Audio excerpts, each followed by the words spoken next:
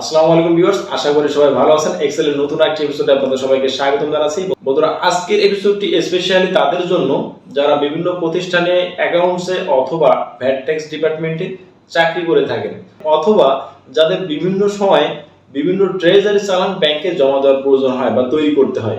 তাদের এই পেড়াময় জীবনকে একটু সহজ করার জন্য আমার এই ক্ষুদ্র প্রয়াস বা ক্ষুদ্র চেষ্টা, সেটি হলো আমি এক্সেলে একটি ডাইনামিক চালান ফর্ম রেডি করেছি, যে চালান ফর্মের মাধ্যমে আপনারা কাজ অনেক সহজ হয়ে যাবে আমি মনে করি।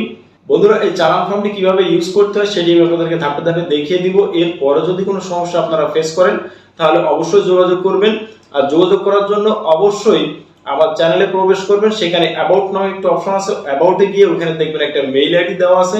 ওই মেইল আইডিতে আপনারা যোগাযোগ করবেন যদি কোনো সমস্যা আপনারা ফেস করেন। এছাড়া যদি আপনারা মনে করেন আপনার প্রতিষ্ঠানের জন্য কোনো স্পেসিফিক বা প্রেসক্রাইব কোনো ফরম্যাট আপনারা তৈরি করতে চান, তার জন্য ওই মেইল অ্যাড্রেসে আমার সাথে যোগাযোগ করতে পারেন।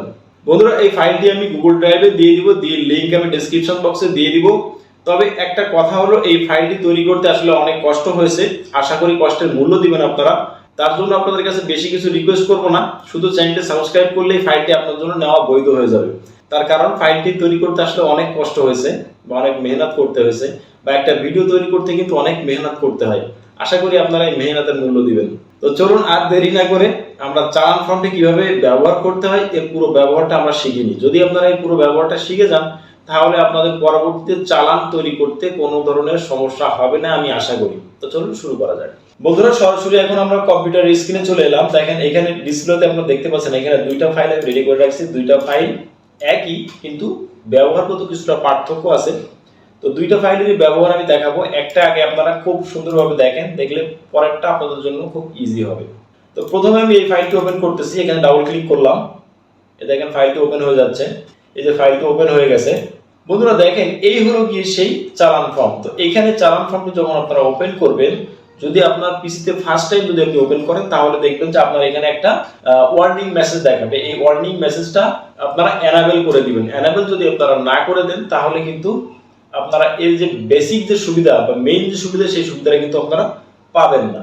সো এইখানে আরেকটা গুরুত্বপূর্ণ কথা আপনাদেরকে বলে রাখি, সেটি হলো এই ম্যাক্রোটি এনাবেল করার জন্য অবশ্যই দেখেন এইখানে এই যে ডেভেলপার নামে কিন্তু একটা ট্যাব কিন্তু এখানে আছে, অর্থাৎ মেনু কিন্তু এখানে আছে। এই মেনুটা কিন্তু সবার পিসিতে কিন্তু এনাবেল করা থাকে না, এটি কিন্তু এনাবেল করে নিতে হয়। এটি এনাবেল কিভাবে করতে হয় সেটি আমার আরও অনেক ভিডিও দেওয়া আছে, এখান থেকে দেখে নেবেন। বা আমি এখান থেকে যদি আপনারা একটু সময় দেন আমি দেখিয়ে দিব। সেক্ষেত্রে এখান থেকে আপনারা ফাইল অপশনে আসবেন। অপশনে ক্লিক করার পরে এইখানে দেখেন কাস্টমাইজ রিবনে আসবেন। আসার পরে দেখেন এইখানে ডেভেলপার নামে একটা অপশন আছে, এটা এখানে ব্ল্যাঙ্ক থাকবে। এটিকে টিক দিয়ে এখান থেকে ওকে দিয়ে বের হয়ে যাবেন, তাহলে এখানে ডেভেলপার নামক মেনুটি আসবে। তো যাই হোক, প্রথমে চালানটি যেহেতু ওপেন হয়ে গেছে, চালানের সম্পর্কে আমরা মোটামুটি সবাই জানি যারা এটা ব্যবহার করি। তারপর আমি একটু বেসিক পরিচয় করিয়ে দিই। এখানে উপরে চালান ফর্ম, এখানে TR form, that means treasury challan. এখানে দেখেন 3 কপি আছে। এখানে পরপর 3 কপি ছিল, কিন্তু 3 কপি আমি রাখি নাই। যারা ভালো এক্সপার্ট না তাদের জন্য এটি প্রবলেম ক্রিয়েট করবে। তো যার জন্য এখানে আমি 1 কপি করে রাখছি। এই 1 কপিকে আপনারা 3 কপি করে নেবেন, অর্থাৎ প্রিন্ট দেওয়ার সময় কপি 3 সিলেক্ট করে দিবেন। যদি সেটাও না পারেন 3 বার প্রিন্ট দিয়ে দিবেন। 3 বার প্রিন্ট দিলে আপনার 3 কপি হয়ে যাবে। প্রথম কপি অরিজিনাল কপি, এটি আপনাকে ব্যাংক যখন টাকা রিসিভ করবে তখন আপনাকে দিয়ে দিবে। দ্বিতীয় কপি এবং তৃতীয় কপি এটি ব্যাংক তার নিজের কাছে রেখে দিবে। এখানে আছে চালান নম্বর ব্যাংক যখন টাকা রিসিভ করবে তখন ব্যাংক এখানে একটি নম্বর বসিয়ে দিবে। আর এখানে হলো ডেট, অর্থাৎ কোন ডেটে আপনি টাকাটি জমা দিচ্ছেন সেই ডেটটি এখানে বসিয়ে দিবেন।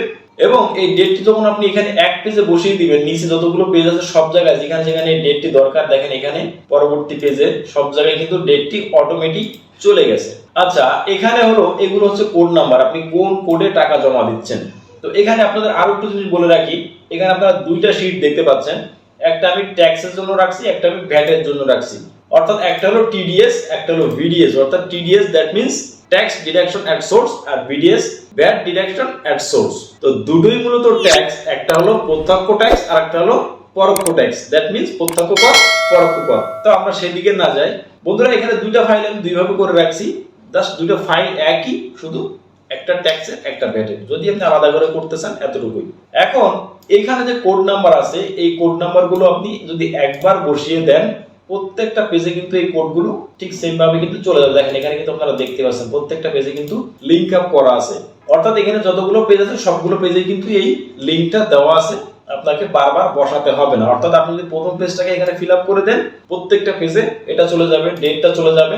বন্ধুরা এখানে দেখতে পাচ্ছেন name and address through who it deposit, অর্থাৎ যে এখানে ডিপোজিট করছে যার নাম বা যে কোম্পানি তার নামটা এখানে হবে, প্রথমে তার নাম, তারপর হচ্ছে তার সেই কোম্পানি, তার সেই কোম্পানির অ্যাড্রেস। তারপরে কলমে এখানে দেখতে পাচ্ছেন নেম, ডেজিগনেশন, অ্যাড্রেস, ডিপোজিটরস, অর্থাৎ এখানে আপনি কার নামে এটি ডিপোজিট করছেন, কোন কোম্পানির নামে এটি ডিপোজিট করছেন, এখানে সেই কোম্পানির নাম এবং কোম্পানির অ্যাড্রেসটি লিখবেন। বন্ধুরা তার পরবর্তী কলামে এখানে দেখতে পাচ্ছেন যে হচ্ছে পার্টিকুলারসে এখানে আপনারা লিখবেন ট্যাক্স কাটতেছেন না ভ্যাট, কিসের উপরে সেই সার্ভিসটার নাম এখানে লিখবেন এবং কোন অ্যাকাউন্টিং ইয়ার সেই অ্যাকাউন্টিং ইয়ারটি আপনারা এখানে মেনশন করে দিবেন। ঠিক আছে, তো তার পরবর্তী কলামে এখানে থাকছে আপনি টাকাটা কিভাবে পরিশোধ করতেছেন। এই যে চালানটি আপনি জমা দিলেন এটা কি ক্যাশে জমা দিবেন নাকি চেক দিবেন নাকি পে অর্ডার দিবেন সেটি এখানে মেনশন করবেন। যদি আপনি ক্যাশে পে করে থাকেন জাস্ট এখানে অনলি ক্যাশ লিখে দিবেন, আর যদি আপনি সেখানে চেক বা অন্য কিছু যদি আপনি পে অর্ডার এরকম কোনো কিছু যদি আপনি মেনশন করেন তাহলে দেখেন এখানে স্যাম্পল এখানে দেওয়া আছে, চেক নম্বর, ব্যাংকের নাম, ডেট। ঠিক আছে, আর পরবর্তীতে অ্যামাউন্ট, কত অ্যামাউন্ট। এখানে সবথেকে একটা মজার ব্যাপার হলো এখানে যখন আপনি কোনো অ্যামাউন্ট লিখবেন তখন এইখানে যে আপনার অ্যামাউন্ট ইন ওয়ার্ড যেটা সেটা অটোমেটিক চলে আসবে, এটা সবথেকে একটা বড় বেনিফিট আপনি চালান থেকে পাবেন। তো এখানে দেখেন এখন কত আছে 2,52,750 টাকা। দেখেন এখানে অলরেডি আছে 2,52,750 টাকা ওয়ানলি, অর্থাৎ আমরা যেটি এখানে কথায় লিখতে যাই, কথায় লিখতে গেলে কিন্তু অনেক ভুল হয়, তো সেক্ষেত্রে এটি কিন্তু আর আপনার ভুল হবে না যদি আপনি এখানে অ্যামাউন্টটি সঠিকভাবে পোস্টিং দিতে পারেন। তো সেটি চেঞ্জ হয় কিনা আমরা একটু টেস্ট করে দেখি। এখন এখানে সাপোজ আমি এখানে 2,50,000 লিখে দিলাম, দেখেন সাথে সাথে কিন্তু এই দেখেন 2,50,000 অনলি, দেখছেন কত সুন্দরভাবে চলে আসছে। অর্থাৎ এখানে আপনার এই অ্যামাউন্ট লেখা এবং এই যে কথায় লেখাটা এটি নিয়ে আপনারা কোনো টেনশন করতে হবে না। বন্ধুরা পাশাপাশি এই যে প্রথম যে ঘরটি আছে যে কোম্পানির হয়ে আপনি জমা দিচ্ছেন, অর্থাৎ আপনার কোম্পানির বা আপনার ইনফরমেশন একবার লিখলেই হয়ে যাবে, এই ইনফরমেশনটি প্রত্যেক পেজে কিন্তু চলে যাবে। ঠিক আছে বন্ধুরা, ঠিক সেম ভাবে আপনারা এখান থেকে ভ্যাটের পোর্শনটিও ঠিক সেম ভাবে পেয়ে যাবেন। দেখেন সেম জিনিস, শুধু ওইখানে ছিল টিডিএস অন সার্ভিস, ঠিক আছে, যে বিষয়ের উপর আপনি কাটছেন, আর এখানে হলো বিডিএস অর্থাৎ ভ্যাট ডিডাকশন এট সোর্স। বন্ধুরা তারপরে নিচের এখানে এই ঘর দেখতে পাচ্ছেন কোন ব্যাংকে আপনি জমা দিলেন সেই ম্যানেজার বরাবর, এখানে আপনাদের কোনো কিছু করণীয় নাই, এটা জাস্ট ওরা একটা সিগনেচার দিয়ে দিবে ব্যাংক থেকে। আর এখানেও আপনাদের কোনো কিছু নাই, জাস্ট চালানে যে ফর্মগুলো থাকে সবগুলা এখানে খুব 100% দেওয়া হয়েছে, এবং এটি প্রিন্ট দিলে কত সুন্দর হবে সেটা আপনারা প্রিন্ট প্রিভিউতে গেলেও দেখতে পাবেন। আমি প্রিন্ট প্রিভিউতে যাচ্ছি, দেখেন প্রিন্ট প্রিভিউতে গেলে দেখেন প্রত্যেকটা চালান এত সুন্দরভাবে আপনারা প্রিন্ট করতে পারবেন। এবং যদি এটারা যদি আপনারা চান যে প্রত্যেক বছর বা মাসে মাসে আপনারা কপি পেস্ট করে রেখে দিবেন সেটাও দিতে পারবেন। সাপোজ আপনি যদি কন্ট্রোল চেপে ধরে যদি এইটিকে টান দেন বা মুভ কপি করেন, দেখেন এখানে কিন্তু আরেকটা শীট তৈরি হয়ে গেছে। অর্থাৎ মাসের নাম চেঞ্জ করেও বা বছরের নাম চেঞ্জ করেও কিন্তু আপনারা এভাবে কন্টিনিউ করতে পারবেন, একাধিক শীট কিন্তু আপনারা কিন্তু তৈরি করে নিতে পারবেন, বা এইভাবে আপনারা হিস্টোরি রেখে দিতে পারবেন। এটি আপনাদের জন্য অনেক হেল্পফুল হবে। এখন দুইটা শীট আমি কথা বলছিলাম, একটা আমি দেখিয়ে দিলাম, এটাতে মেইন বেসিক পার্থক্য হলো এখানে যেমন এই যে কথায় লেখাটা লাখ, কোটি, হাজার এরকম ভাবে আসবে। আর একটা যে ফাইল আছে ওই ফাইলটা আমি ওপেন করি, আপনারা দেখতে পাচ্ছেন এই দেখেন এই যে ওয়ার্নিং দিছে যে এনাবেল কন্টেন্ট, অর্থাৎ এই যে অটো স্পেল নাম্বারটি আপনাকে দিচ্ছে তার জন্য এটিকে আপনাকে এনাবেল করতে হবে। এটি যদি এনাবেল যদি আপনারা না করেন তাহলে আপনারা কিন্তু এখানে এই যে কথায় লেখা বা ইন ওয়ার্ড এটা কিন্তু আপনারা পাবেন না। তো এখান থেকে এটি আমি এনাবেল করে দিলাম, দেওয়ার সাথে সাথে আমার এটি এনাবেল হয়ে গেল। এখন যদি আমি এখানে কোনো কিছু লিখি ও কিন্তু এখানে আমার দেখেন দিয়ে দিচ্ছে, দেখছেন অ্যামাউন্ট যদি এখানে জায়গায় না ধরে এখান থেকে হালকা একটু টান দিবেন দেখবেন যে অ্যামাউন্ট চলে আসবে জায়গায়। দেখেন এখানে কিন্তু অনেক বড় অ্যামাউন্ট হয়েছে, এত বড় অ্যামাউন্ট কিন্তু কেউ ট্যাক্স সাধারণত ট্যাক্স চালানে দেয় না, যার কারণে আমি যে কিন্তু এখানে আন্দাজে বসিয়ে দিয়েছি। দেখেন এখানে আমি 2,60,000 বসিয়ে দিয়েছি, দেখেন 260,000 অর্থাৎ 260,000। বন্ধুরা এক্সেল কিন্তু ইন্টারন্যাশনাল নিয়মটাই কিন্তু ফলো করে। যেমন মনে করেন লাখ, কোটি, হাজার এগুলা কিন্তু বাংলাদেশ, ভারত, পাকিস্তান এরকম কয়েকটা দেশ ছাড়া কিন্তু লাখ, কোটি, হাজার কিন্তু কেউ বোঝে না। ইন্টারন্যাশনালি কিন্তু সবাই বোঝে মিলিয়ন, বিলিয়ন, ট্রিলিয়ন। তো এখানে এই ফাইলটা দেওয়া হয়েছে, এই ফাইলটাতে আপনার মিলিয়ন, বিলিয়ন এইভাবে আপনাকে এটা দিবে। যতক্ষণ পর্যন্ত 10 লাখ না হবে ততক্ষণ পর্যন্ত এখানে এই হাজার হিসেবে দেখাবে। যেমন আছে 260,000, তার মানে 260,000, মানে আছে 2,60,000। যখনই 10 লাখ হয়ে যায় তখন চলে আসবে কিন্তু 1 মিলিয়ন। যদি আমি এখানে দেখেন 10 লাখ বসিয়ে দিই, দেখেন এই দেখেন 1 মিলিয়ন চলে আসছে। এই দুইটা ফাইল মূলত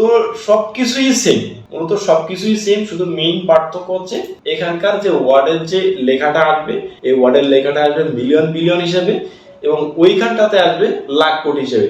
আপনি যেটিতে কমফোর্ট ফিল করেন আপনি সেটি ইউজ করতে পারবেন, কোনো সমস্যা নাই। দুটি ফরম্যাটই বাংলাদেশে অ্যাকসেপ্টেবল, সো এটা নিয়ে কোনো টেনশন করার কিছু নাই। বন্ধুরা, আশা করি বিষয়টি আপনারা বুঝতে পেরেছেন এবং এই বিষয়টি যারা ব্যবহার করবেন তারা এটির সাথে মোটামুটি পরিচিত, নতুন করে বলার কিছু নাই। বন্ধুরা, আশা করি ভিডিওটি অনেক ভালো লেগেছে এবং এই ফাইল দুটো আপনাদের অনেক উপকারে আসবে। এবং ভিডিওটি যদি ভালো লেগে থাকে তাহলে প্লিজ একটি লাইক দিয়ে দিবেন এবং চ্যানেলটি সাবস্ক্রাইব করতে ভুলবেন না। বন্ধুরা, এরকম ধরনের ভিডিও সবার আগে দেখার জন্য অবশ্যই বেল বাটনটি প্রেস করে রাখবেন এবং প্রথমে একটি কথা আমি বলেছিলাম, কষ্টের মূল্য দিবেন, তার মানে চ্যানেলটি সাবস্ক্রাইব করতে ভুলবেন না। ভালো থাকবেন সবাই, দেখা হবে নতুন পর্বে নতুন এপিসোডে। ততদিন সবাই ভালো থাকবেন, সুস্থ থাকবেন। আল্লাহ হাফেজ। আসসালামু আলাইকুম ওয়া রাহমাতুল্লাহি ওয়া বারাকাতুহু।